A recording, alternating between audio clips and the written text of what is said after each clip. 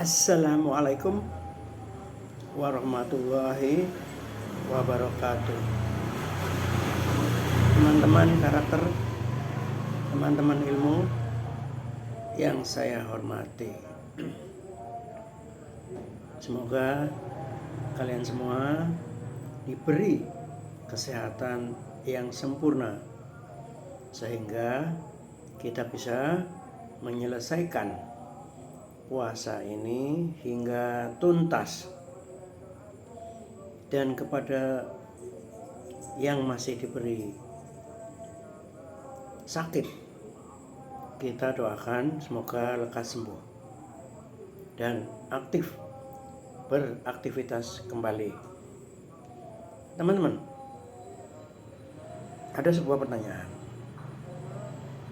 Ketika Anda sedang moncer-moncernya, ketika Anda sedang sukses-suksesnya, ketika Anda sedang kaya-kayanya dalam usaha Anda, lalu Anda terpaksa harus menghentikan usaha Anda atau menghentikan semua aktivitas Anda,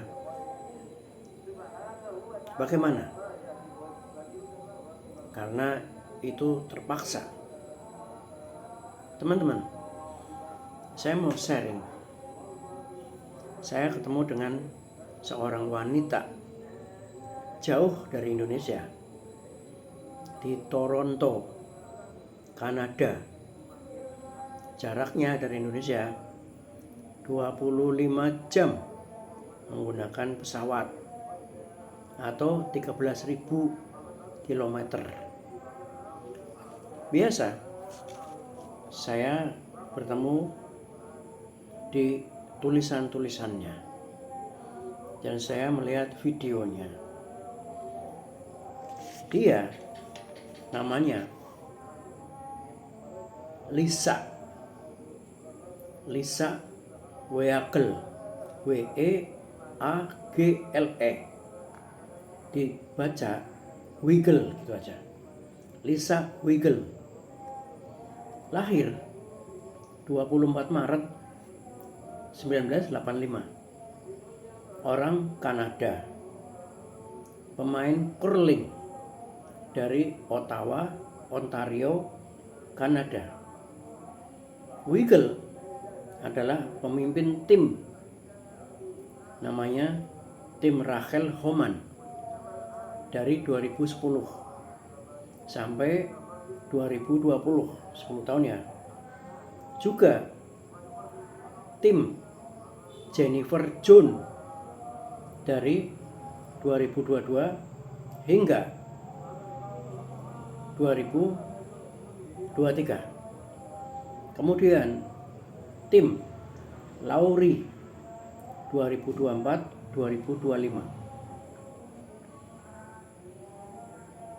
Teman-teman, kenapa saya harus ketemu dengan Lisa Wiggle ini? Karena juara-juara di Indonesia, siapa sih yang mau menyampaikan rahasianya? Ya kan? Termasuk juara-juara dunia. Sementara Anda dan saya ingin tahu apa rahasia mereka menjadi juara, atau keputusan-keputusan apa yang menyebabkan dia menjadi juara. Fenomena Lisa Wiggle ini dikenal dengan adanya wiggle shot, yaitu pukulan wiggle. Ciri khasnya dia. Prestasinya juara di Ontario, Kanada tahun 2012. Lanjut, dia juara dunia Olimpiade curling. Gampang aja gini. Ini adalah olahraga yang bukan di Eropa. Bayangin aja bowling gitu ya, golf gitu, biliar, ski salju, dan modifikasi sepak bola di Eropa. Jadi curling ini adalah batu yang dilempar di atas lantai salju, dan siapa yang paling jauh dan bisa mencapai sasaran yang ditentukan, itulah yang menang. Dan ini bermain secara tim.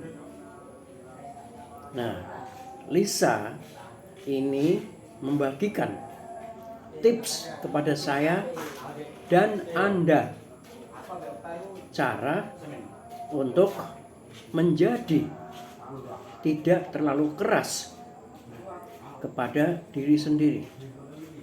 Nah, ini titik balik ini. Jadi bukan keras pada diri sendiri, tapi menjadi tidak terlalu keras pada diri sendiri. Mengapa? Judulnya begini. Dia menulis begini. Mengapa bilang tidak menjadi hal yang membesarkan hati bagi saya? Gitu. Jadi Lisa menulis, dengan bilang tidak itu menjadi hal yang membesarkan hati saya, menenangkan hati saya. Lisa Wiggle membagikan tipsnya kepada kita semua. Anda tidak harus percaya kepadanya karena dia bukan agama. Anda tidak harus mendengarkan dia karena dia bukan guru Anda. Dia cerita begini. Saya sekarang sedang hamil.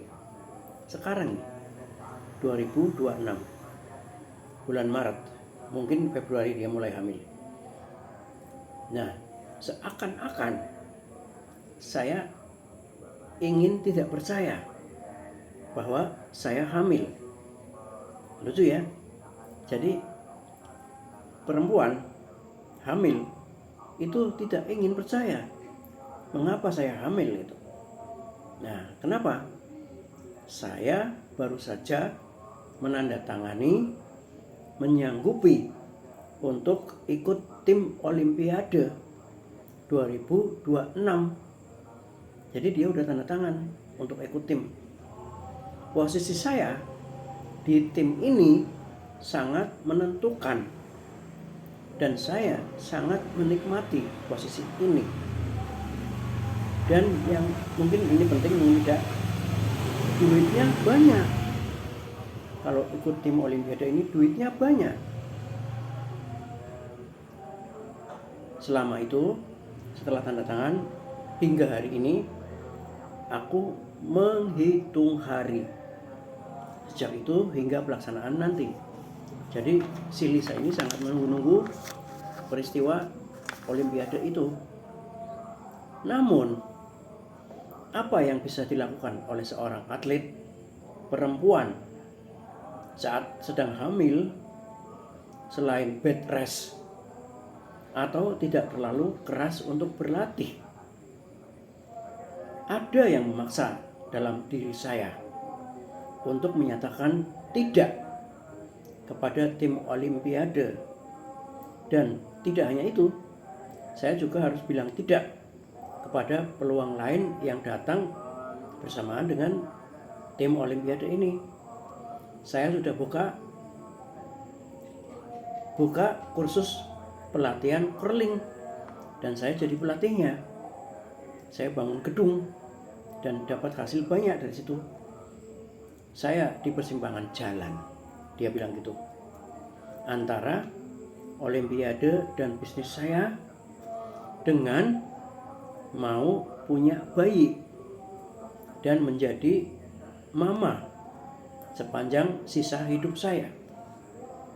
Selama hidup saya terprogram untuk bilang ya sebagai seorang atlet dan sebagai pengusaha pelatihan curling ini, untuk membuktikan bahwa saya dapat menangani itu semua, untuk mengatakan bahwa saya mampu. Bertahun-tahun kata yes ini adalah berarti tiket, kartu as untuk tumbuh dan berkembang. kesempatan memperoleh posisi, kesempatan memperoleh jabatan, dan tentu saja uang. Kata yes. Tetapi kata yes ini ternyata menyisakan rasa hampa. Hati saya seolah-olah terkuras. Kadang-kadang saya marah-marah sendiri dan menanyakan kembali, kenapa kesempatan itu saya ambil ya? Secara eksternal saya terlihat seperti sedang mencari dan menentukan peluang-peluang mana yang saya ambil. Tetapi secara internal saya seperti memaksakan diri. Di akhir karir saya di Olimpiade, saya habiskan 18 bulan dengan filosofi akan saya katakan yes untuk segala apa saja aktivitas, posisi, tugas yang mendukung bersinarnya karir saya. Saya bersaing dan melihat peluang, ambil job sana, ambil job sini sebanyak-banyaknya. Titik baliknya yaitu ketika ternyata saya dihentakkan situasi bahwa saya tidak dapat menyanggupi itu semua. Ternyata yang lebih penting bagi saya adalah kenyamanan batin. Ternyata yang lebih utama bagi saya adalah penguatan kontrol diri. Itu penting, lebih penting, utama daripada bilang yes terhadap semua peluang bisnis dan kepentingan yang menguntungkan saya. Teman saya memberikan tips begini. Sebelum Anda bilang yes, Lisa, tanyakan 3 hal. Apakah ini menyenangkan? Apakah uangnya ada atau banyak? Yang ketiga, apakah ini membuka peluang berikutnya? Jika 2 dari 3 pertanyaan tadi terpenuhi, jalan. Jika ketiga-tiganya terpenuhi, tentu saja jalan. Tapi kalau hanya 1 atau 0, maka bilang saja tidak. Ini nampaknya mudah, tapi bagi perempuan ini enggak mudah. Wanita disosialisasikan untuk bilang ya. Kita wanita dipandang untuk mudah setuju, gampang membantu untuk memberikan apa saja yang kita miliki, hingga kadang-kadang tidak tersisa untuk diri saya sendiri. Kami bilang yes untuk tidak mengecewakan, ya kan? Kadang kita sendiri takut jika nanti tidak diberi kesempatan lagi. Dan jika kita okein, seringnya kita yang marah-marah dan menyesal. Kenapa waktu itu saya setuju dan bilang ya. Setuju untuk bilang pada kesibukan-kesibukan yang ternyata tidak ada untungnya bagi saya, terutama ketenangan batin. Kehamilan memaksa saya untuk menghadapi ini, walau ini saya hamil yang pertama kali. Bagi wanita terbiasa untuk sibuk di luar seperti saya, ya kan, akhirnya saya kosongkan jadwal saya hapus semua kalender saya. Memang agak kurang nyaman orang yang biasa sibuk, tapi say no di sini penting sekali buat saya. Say no adalah melindungi energi saya. Say yes kepada waktu istirahat saya. Say yes untuk melindungi bayi saya. Say yes untuk hidup slow down. Jadi say no kepada hal lain sama dengan say yes kepada diri saya. Saya masih butuh untuk produktif pasti, Saya masih ingin jalan itu di bisnis saya, pasti. Saya pasti ingin meraih prestasi, masih. Namun saya kan akan menjadi moms. Saya akan menjadi ibu bagi bayi saya. Dan itu butuh pilihan yang tegas. Sepanjang hidup, kali ini aku harus pilih slow down, bukan karena nggak ada ambisi. Ambisi itu masih ada, tapi ambisi itu saya alihkan dari luar ke dalam diri saya. Seperti training olahraga lah gitu. Sukses bukan hanya apa yang kamu lakukan, tapi Anda tentukan untuk yang tidak Anda lakukan. Atlet harus prioritaskan istirahat. Atlet harus prioritaskan makan yang cukup dan istirahat. Karena istirahat, makan yang cukup adalah bahan bakar untuk itu semua. Teman-teman, bicara atau menyatakan tidak bukan sinyal kelemahan, teman-teman. Tidak sama dengan yes untuk hal yang lain. Yes untuk hadir sepenuhnya untuk hal-hal yang sangat penting bagi Anda. Bilang no perlu keberanian. Bilang no perlu pertimbangan yang matang. Jadi teman-teman, kembali ke pertanyaan awal, apa yang Anda lakukan jika Anda dalam kondisi puncak, kondisi berprestasi, kondisi kaya, tetapi keluarga Anda membutuhkan Anda untuk memutuskan mata rantai itu. Terima kasih. Assalamualaikum warahmatullahi wabarakatuh.